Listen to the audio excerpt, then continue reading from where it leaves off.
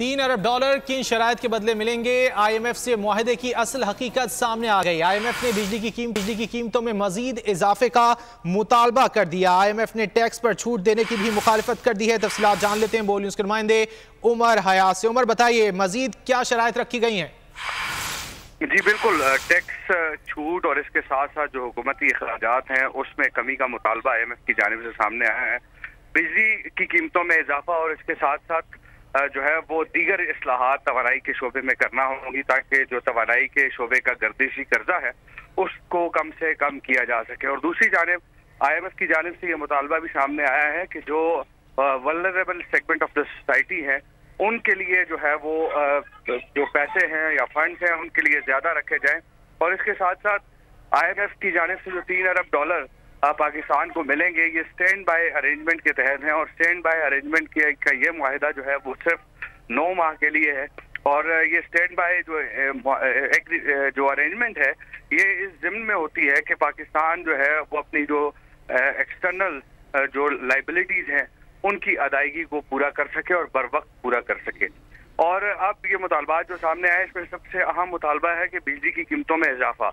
और बिजली की कीमतों में इजाफे के बाद अब यकीनी तौर पर अवाम पर बहुत बड़ा बोझ पड़ेगा। और फिर एक और जो मुतालबा सामने आया है कि तवानाई के शोबे में इस्लाहात, तो तवानाई के शोबे में इस्लाहात के लिए कोशिश की जा रही है लेकिन हुकूमत जो है वो तवानाई के शोबे में इस्लाहात में मुकम्मल तौर पर हमें नाकाम इसलिए नजर आ रही है क्योंकि हर दफा IMF के मुतालबे पर बिजली के जो रेट्स हैं उनमें इजाफा किया जाता है। जी उमर, ये भी बताएगा जो सरकारी इदारे हैं उनमें गवर्नेंस बेहतर करने का कहा गया, इस हवाले से कुछ बताइए।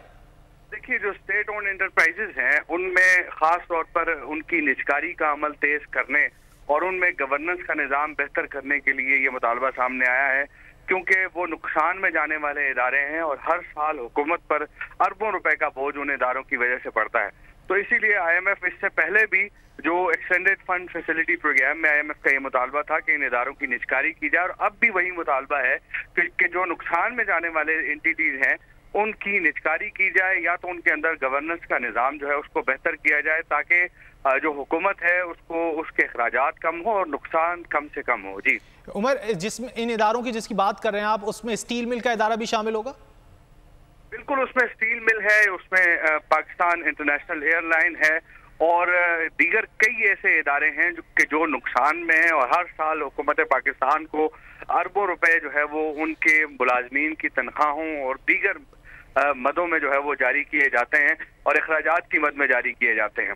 अब जो स्टील मिल के हवाले से इस वक्त यकीनी तौर पर एक अवाम के अंदर बड़ा इस्तिराब पाया जाता है क्योंकि मुलाजमीन बहुत सारे हैं। अब हुकूमत ने अपने जो फंड जनरेट करने के लिए जो एयरपोर्ट्स हैं उनको आउटसोर्स करने का फैसला किया है। और पहले मरहले में खास तौर पर PIA के हवाले से कि पहले मरहले में इस्लामाबाद इंटरनेशनल एयरपोर्ट को आउटसोर्स किया जाएगा और उसके बाद दीगर जो एयरपोर्ट्स हैं उनको आउटसोर्स किया जाएगा।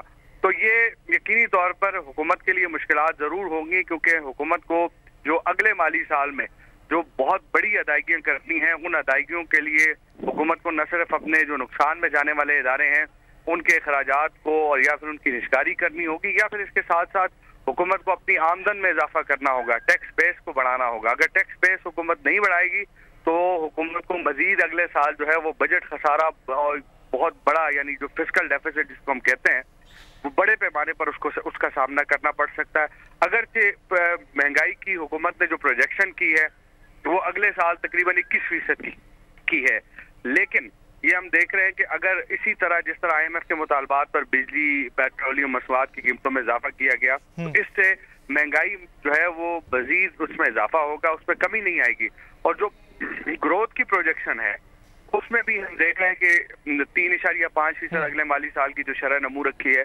तो अगर एक इकोनॉमिक एक्टिविटी मुल्क के अंदर जनरेट हुई और क्योंकि इम्पोर्ट पर हुकूमत ने पाबंदी खत्म कर दी है और इसके साथ साथ हुकूमत ने दीगर जो IMF के मुतालबात हैं उन पर अमल किया है लेकिन यह है कि हुकूमत को अगले माली साल भी यानी जो माली साल कल से शुरू हो रहा है उस माली साल में भी हुकूमत को जो फॉरेन एक्सचेंज है उसमें कमी का सामना करना पड़ सकता है। अगरचे जो $3 अरब हमें IMF से मिलेगी जुलाई के वस्त में IMF एग्जीक्यूटिव बोर्ड जो है वो मंजूरी देगा लेकिन हमें बैलेंस रहेगा जब तक हमें दीगर जो IMF मल्टीलैटरल एग्जीक्यूटिव बोर्ड की मंजूरी के बाद ये $3 अरब पाकिस्तान को जुलाई के वस्त तक मिलने का इम्कान जाहिर किया जा रहा है। बहुत शुक्रिया उमर हयात, आपने इस हवाले से आगाह किया।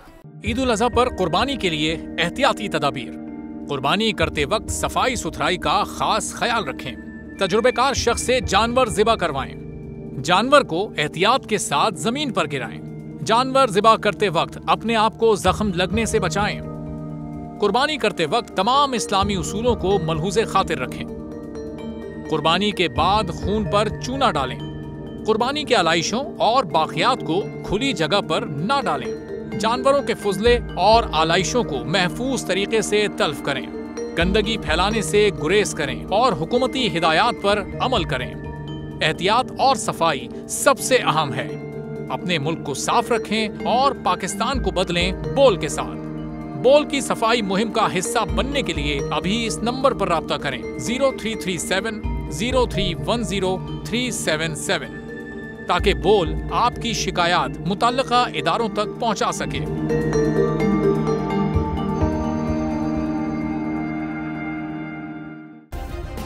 सब्सक्राइब करें और बेल दबाएं ताकि कोई खबर रह न जाए।